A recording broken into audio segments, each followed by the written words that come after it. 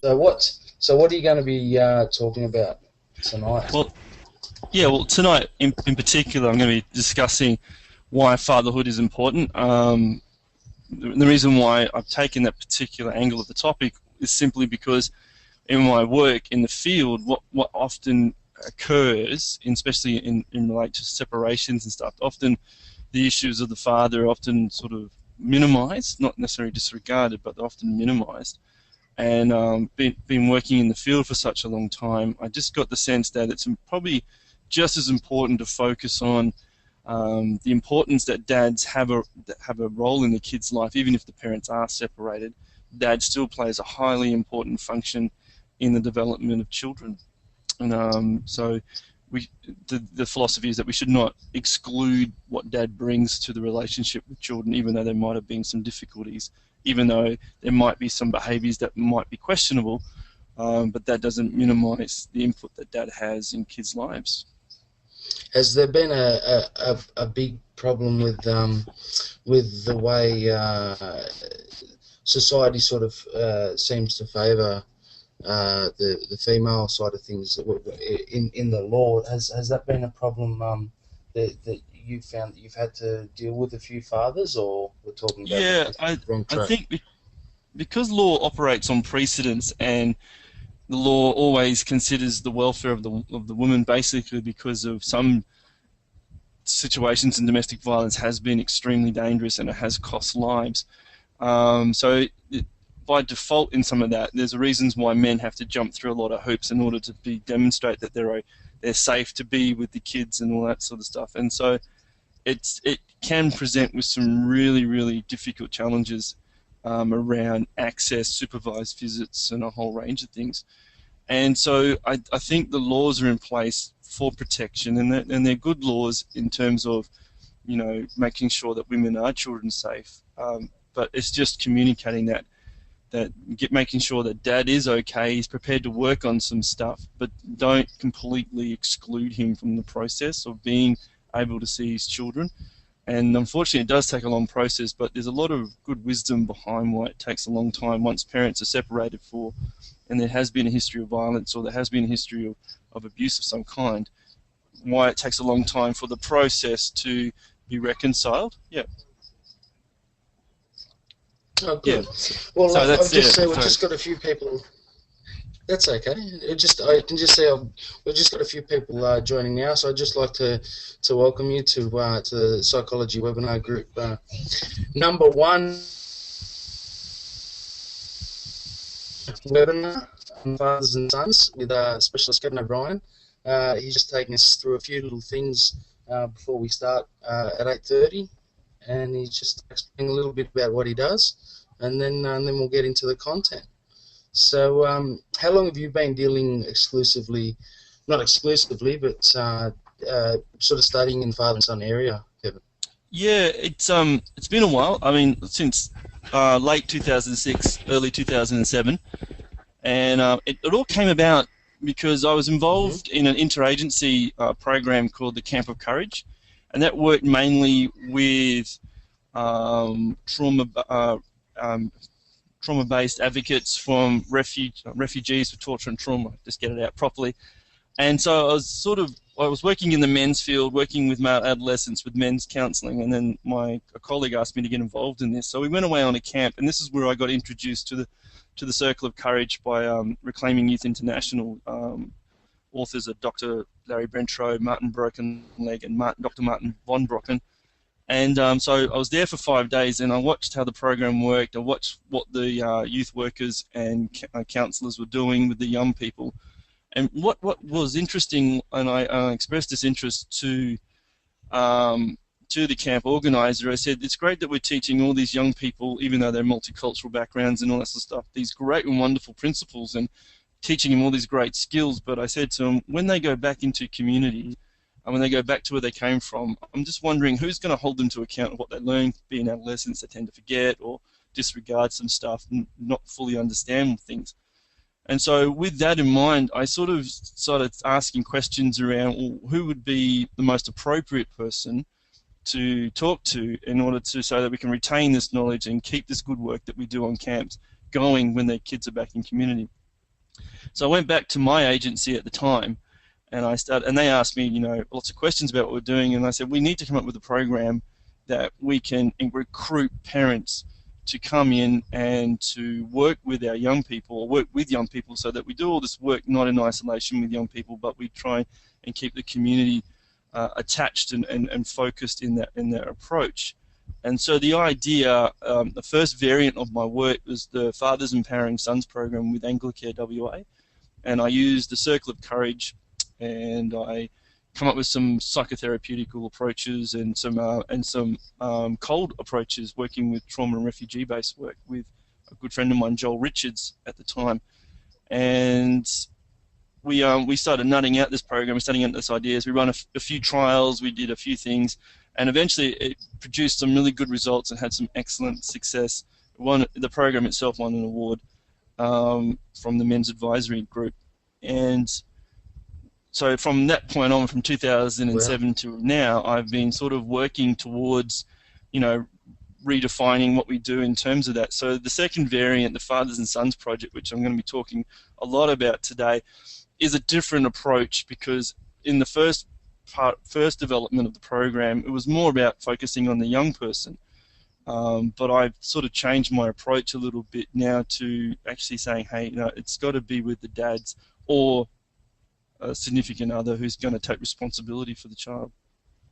Yeah, so that's how long I've been doing it for. Is there,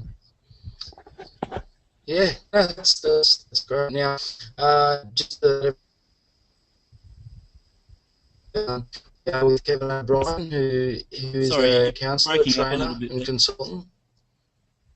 You're breaking you up a bit. You can't hear me real well? Yeah, you're breaking it, coming in and out. I can hear you fantastic, but and I've got full bars apparently. Okay. Can you hear me? Yeah, I can hear you now. Yeah, you just got a bit chunky there for a minute. Oh, right. I'm right next to the router, so it should be. I'm as close as I can be. But anyway, thank you everyone for joining us. Can you still hear me? Yeah, mate, you're good now. You're good now.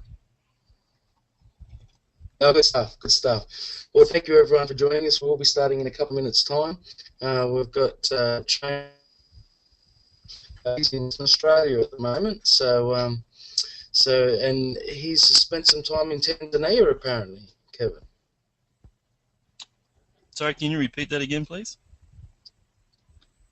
Was I breaking up again? Yeah, you sort of just faded out towards the end. So you said something about spending some time in Africa. Was that right? Yeah, I was just going to get you to talk a little bit about that. Okay, sure. In 2000, I was invited to go with a bunch of people to Africa. It was a missions sort of based work. It was to go and do work. It wasn't a holiday experience. It was to do work. And our first port of call was with, we parked in Dar es Salaam, Tanzania, on the east coast of Africa. And what we ended up doing was building some networks with existing organisations there. And we worked in the streets in the feeding programs that they have. And it was there when I met a really interesting character. His name was Bruno. He would have been only about 12 at the time. And he had really nothing. And this was my first exposure to third world conditions. So it was quite a challenging time for me and the team as well. But I met Bruno, and I got to meet Bruno through the feeding program. I got to meet him a few times. Got a chance to play soccer. They love soccer over there, and we did all that sort of stuff. Now Bruno, had no shirt on. He had a short that was ripped in the middle and all that sort of stuff. So he had really nothing, and he was really quite in a vulnerable state. So the ability to, I used to, at that time in my life, I was a North Melbourne supporter. I'm not anymore, but I used to be a North Melbourne AFL supporter, and I had this North Melbourne T-shirt. It cost me a lot of money. It was like $60 at the time, and I really didn't want to give it away, but I just felt compelled to give it to him. And so when I gave it to him, it was actually like it covered everything up. It was covered his, all the bits that were exposed and all that sort of stuff. And it really made a friendship with him for life. And then at the end of that experience on the feeding program, they got to make little, popsicle aeroplanes and all that sort of art stuff that we did as a team. And then Bruno gave me that, and I've still got it. It's in my one of my kits that I have. And so it was just that real interesting connection that I made with that young 12-year-old Tanzanian boy, just because of the act of generosity, which which is a good little segue into what I'll be talking about a little bit on today. I did some work in their juvenile detention centres. Got young people in there on murder charges or have killed people, or just simply just being a bit naughty with the law and things like that. We ended up going to Uganda for a while. Still, what was amazing about Uganda was that you didn't see any old people. I think the oldest we encountered was about 40, 45 years of age. AIDS was still pretty much a big issue over there, as well as Lord's Resistance Army and what the hit they were doing with children and all that sort of stuff, which is pretty well covered in Machine Gun Preacher, that movie that came out. That was pretty real. And then we spent some time in South Africa in Soweto, and again, that was a different experience. After 5 o'clock, we weren't allowed to walk the streets or even allowed to go out, because being white, we probably would have got shot or mugged or beaten up or worse, killed.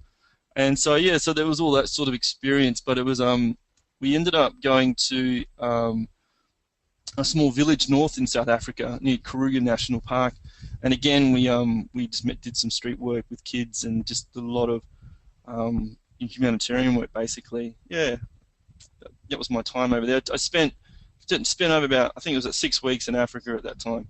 Yeah. Wow, awesome! That must have been an experience. It was, and I did something similar. We went to Indonesia about 3 or 4 years ago. We went to Tarakan, a little island off the coast of Kalimantan, which is former Borneo, and we did similar work there. We worked with street kids and all that sort of stuff. So it's sort of a bit of a passion of mine to get out as much as I can and stuff. Also done a lot of work in Roebourne, which is northwest of Western Australia. It's a small community, but it's racked with poverty and alcohol and violence and all that sort of stuff. So lived there for a year, working amongst the indigenous communities and stuff like that as well. So that's a big part of my life, what I do. Yeah, just a sense of giving back and what was given to you. Yeah, absolutely. All right, well, I'll go ahead and say I'm Stephen Violi from the Psychology Webinar Group. Thank you for joining us. I'll go ahead and introduce myself. I'm talking to Kevin O'Brien at the moment, who is our presenter for tonight, who will be talking about father and son relationships. And he has a fair bit of experience in the area. Now, I'll tell you a little bit about myself. My story is I'm a farmer in Griffith, New South Wales, and decided to start this webinar group to connect psychologists and counsellors and teachers of the profession and people with experience of the profession to help those in the rural and regional areas, mainly of Australia, but we've also seemed to have a fair bit of interest from students of the subject. So this is our first live webinar of many more to come. And tonight our topic again is father and sons. And from here I'll pass it on to you, Kevin. So nice, thank you. Yeah. Sure. So introducing Kevin O'Brien. Thank you.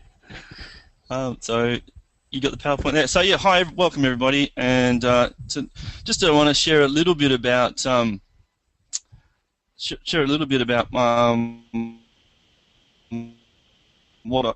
where this came from. I seem to have lost my page, Steve. If you go, the PowerPoint seems to appear, don't you? I can bring mine back up if that's fine. Yeah, I think it is. Mine just actually disappeared. Sorry, guys. Yeah. Sorry about that. That's okay. So while Steve's working that out, I'll just share a little bit about... I've been working in the field with people for about 17 years, and I started off my work cutting my teeth in crisis accommodation, youth crisis accommodation services. Very green youth worker, so to speak. But over my time, I spent a considerable amount of time in there. I spent about 7 years working in the crisis field, working with young people who present with the various informations and various issues and all the rest of it. But one of the things that I had a sort of a bit of a revelation about was that parents would come to us and wanting us to help them work with kids with presenting difficult issues like ADHD, for example, or self-harming behaviour, or dealing with drugs and alcohol issues. And after a while of this happening, I actually started asking questions of why the parents haven't got the skills or the ability to actually work on these issues themselves. So out of that, I actually developed a program called Supporting Parents with Adolescents. And so what the idea of the program was to help parents with skills, knowledge, and sort of empower them to not to be so reliant on services, but to actually come up with solutions for themselves in relation to the problems of what they're experiencing with their own children, but also if they need help to contact services that are available, like the service that we provided. So that was the very first step, and then obviously with my time in field, I progressed into counselling. I ended up working for an agency called Anglicare, and then through a story, we ended up developing. We ended up sort of developing a program, Fathers Empowering Sons, and that was very much similar in nature. That again, it was like we had all these dads wanting help with their kids, or help when they're separating, or help when they're just dealing with life issues and relationships and stuff. And it was really, really important for me to say, hey, dads, it's okay. You can make the decisions. You can actually be a positive influence in this process without being portrayed as negative and all that sort of stuff. So that's where the idea, in essence, of the Fathers Empowering Sons program came about. And that was about 2007. So 2012, 2013, I embarked on a new endeavour, the Fathers and Sons project. And again, it's just building on from that to actually keep this idea that I want to really empower parents with their kids. I don't want the idea that they need to be so agency dependent or therapist dependent, but they can actually have the power within themselves to find solutions for their own families and to go forth and to do really, really well with that. So the Father and Son project was really, really an important aspect to that, because then it forced me to go and do a lot of research. It forced me to get the knowledge to be able to communicate in a way that they understood it, not in some high academic, vernacular that was just pointless, but to break it down, to make it really, really chewable, so they can actually take the advice or take the information, make it their own, and go forth and put it into practice. And it has proven to be quite a successful model to do that. Instead of relying on the experts, so to speak, inverted commas, to deal with it, their parents could actually felt empowered that they were involved in the process. They could heal the relationships and make some really good changes with support if needed, and it's just proved to be a really good idea. Cool. All right. So are we ready for the slides? Yeah. Can you hear me? Okay. Yeah, I can hear you, mate. So yeah. If we can just go to the next slide down. Yep. Yeah. So the question that needs to be asked is, why are dads so important? Because in the early literature, it was more about the mother and child attachment. Not much was talked about in terms of the father and child attachment in the early literature and stuff like that. But things have changed, and things are changing for the better, that it's not just one parent or one gender that's greater than the other gender. It's actually the child needs both genders in order to fulfill their development sequencing. And so that was the question that I posed to a lot of people, is that why do we think dads are so important? And so that's the nature, or that's the question that undergirds everything that we're going to be presenting today.